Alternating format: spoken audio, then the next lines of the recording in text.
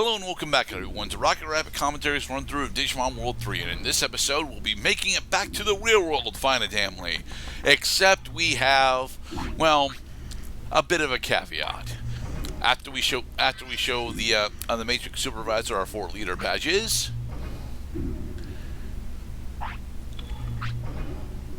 Yes, we are supposed to go to the Magasta Military Base.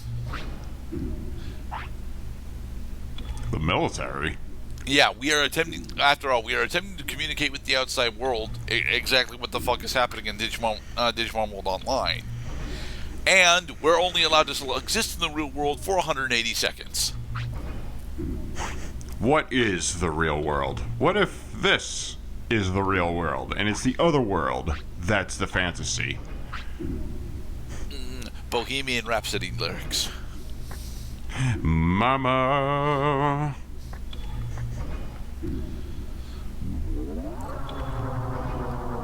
And whoosh. Welcome everyone to the Magesta basement first floor. Now you'll notice immediately that Juniors no longer has a satellite, but because of the caveats that we're experiencing, yeah, we are still a digital being. We just exist in the real world on a military satellite. Well, a military undersea base, rather. And you'll notice that we also have Kumon following us around. Yeah, there are wild encounters that we can fight in here. Specifically, a bunch of, undersea Digimon, like Scorpiomon. And these fights take absolutely no time off the timer. Thankfully. Mind you, we're not going to be doing any of the fights any of the random encounter fights that we come across, at least if we can help it. There is also a boatload of fake and actual treasure chests on the Magasta Seae Base, and a majority of them you can skip. But several of them are actually endgame. Several of them are actual endgame armor and weapons that you might want to try to go for. You don't really need to try to go for them, honestly. If your Digimon was capable of taking down if your Digimon was capable of getting here, then more than likely you are well enough prepared for most of the end of the game at this point, or at least enough to be able to go and purchase the final gear shop stuff in Amaterasu City. Run away! Run away! Now, a majority of the Digimon that we fight here actually have the ability to drop the item called the Crimson Cable. It is an attack item that allows us to leech life from our enemies. We don't give a shit about it, honestly, because it spends a turn, it doesn't do that much damage, and it's usually like 200 points of lifesteal. Like, if I wanted lifesteal specifically, I just changed my partner Digimon to someone that can actually use one of the lifesteal weapons. Kumon, I don't think ever gets a lifesteal weapon, so it's kind of sad for him.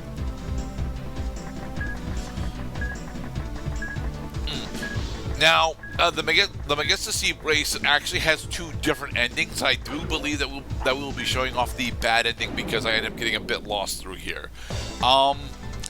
The thing is, our trip to the real world is significantly less successful than it's supposed to be, Mr. Cloud. Although we do end up encountering the A.o.A about halfway through our trip, we don't end up actually stopping their launch of the Magasta Seae of the Juggernaut that they're attempting to use as a super weapon in order to threaten the world with major violence. Delete. Dragomon.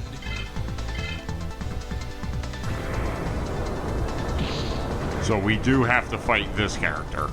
No, actually, if you decide that you don't want to actually do any of the Magesta event, you do not have to fight any of the A.o.A representatives that are here.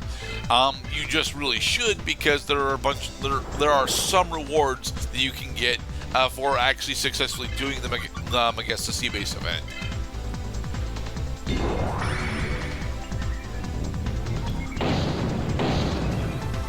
Send your squishy head back to the depths.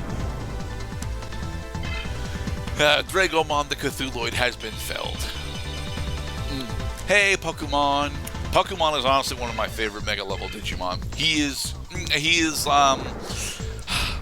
I just really like his concept. You know, he is a mechanical. He is a humanoid-ish fish cyborg thingy that specializes in a combination of ranged and physical attacks. So yeah. The pufferfish is one of the most dangerous foods for humans because failure to prepare the pufferfish correctly can cause the injection of poisons that cannot easily be cured and will probably cost you your life. Well, there is that too, but Pokemon's pufferfish status is more just about his spherical design as opposed to any of the things that honestly make him all that cool. He is an exaggeration of a bunch of different tropes thrown together and actually have him work relatively well, as opposed to Giromon, who is just a flying mine that can throw chainsaws and explosives at people. I got a motherfucking chainsaw. I'm gonna rip your ass raw. Starting to look like I'm gonna break somebody's face tonight. Give me something to break.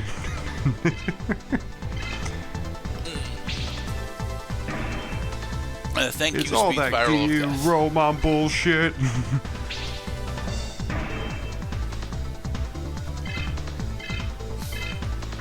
So what's new in the world of Cloud as we go through Magasta Seae Base?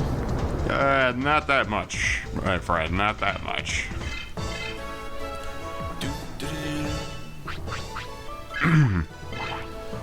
All right, so this particular A.o.A drone has been dealt with, which allows us to press this button, and we also get this is the winged helm, right? Oh, Vmon. No, this is the Dramon guard. Okay. What is this, make-believe? Like, I'm gonna pick up this object, so that Junior bends over and picks up apparently nothing with his hand, saying, it's a key! And with this key, we can open the locked door! That is right in front of me! Thankfully, no, we're not actually hunting for keys, although by activating this particular panel, we do actually gain access to the other half of the Magasta Seae Base. This whole fucking area is a trap. Yeah, as Junior mentions here, by taking down that one A.o.A drone, we have successfully realized that the A.o.A is actually here. They are somewhere else, and this is a problem because we don't know where else that they could possibly be. Yeah. So now it starts to kick in that we're in a maze right now because now we're wandering around in circles. We're not wandering around in circles technically, although we are doing a little bit of backtracking. Hey, Middle Seedramon.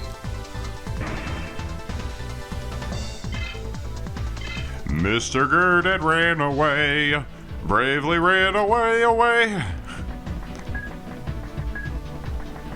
The A.o.A are not here, so let's run and give a cheer. Okay, now with this one activate, that should give us access to the other shutter. And this one's got the pipe organ on it. Well, so did the other one, but we weren't actually able to utilize it to the best of our ability. So. Now we need to go back up to the northwest.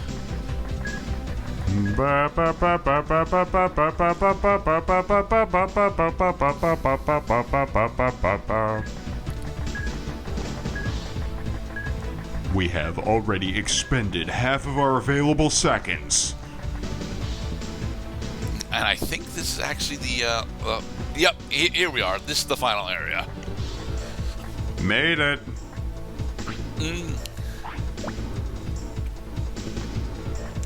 Why, hello there, A.o.A Royal Guard. I'm not gonna let you guys get away with this.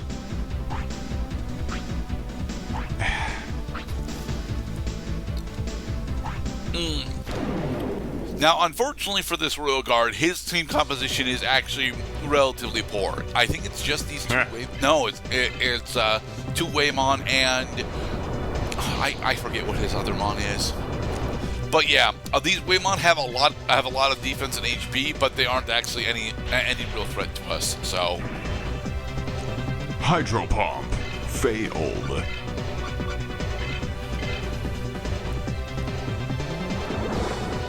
I do wish that Kumon actually had better MP growth, honestly. You know, because at this point, a majority of the other Digimon in the game would actually have either close to or over 1,000 MP.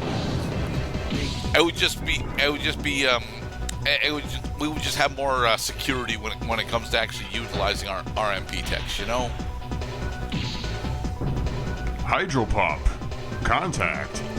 Yeah, but like only 750 points of damage. We're fine.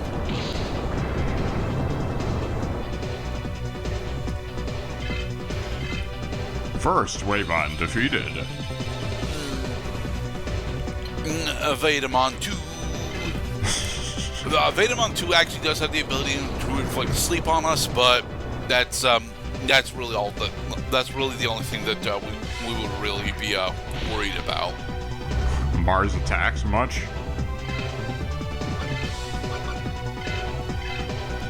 I mean, I thought Mars attacks was closer to LGMs as opposed to a brain cases. No, I think the aliens in Mars attacks do have like those domes around their brains and stuff with the stupid googly eyes. Okay.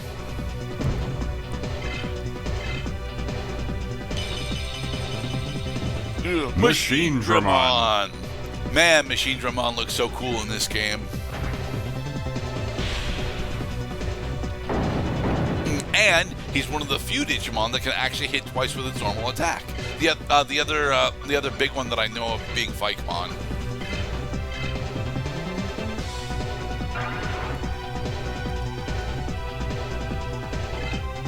I wanna heal. I wanna feel like I'm close to something real. I wanna let go of the pain I felt so long. Fighting Machine Dramon. I can't digivolve, but I can charge up my next attack. Thankfully, the hold beam effect doesn't last permanently through the fight. But even if it did, it wouldn't actually matter all that much, because this Royal Guard doesn't really have the ability to de-digivolve us down to Kumamon, so whatever. Is this a KO? Yes, yep. This is a KO. Nice. See, You not really take a lot of chances with that. Only a few chances, honestly. It's like, oh, it's okay, because all I have to do is just reload my save state, and then the worst thing that'll happen is I'll learn something.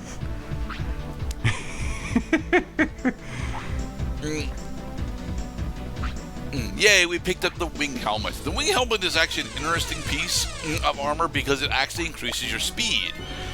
And what's one of the few pieces of armor that actually does that. Thing is, we're already at max speed, so it's not going to help us. So, and yeah, although Junior manages to make it to the Juggernaut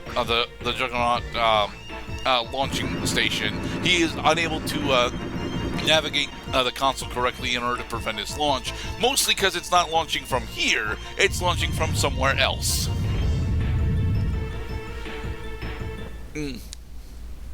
Oh, look, more FMVs, Mr. Cloud. Nice. I haven't seen one of these in a little while. Yeah.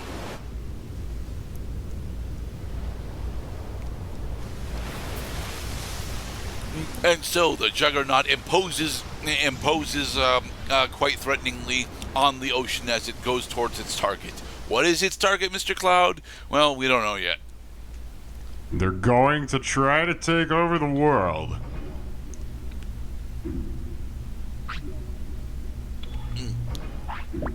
And so, after successfully defeating the Royal Guard, we immediately get kicked out of the Magasta Seae Base. You can, in fact, get all of the treasures during the trip to Magasta if you want them. I don't recommend going for them, honestly, because there's only a couple that are even really worth grabbing, and even the couple that are worth grabbing are a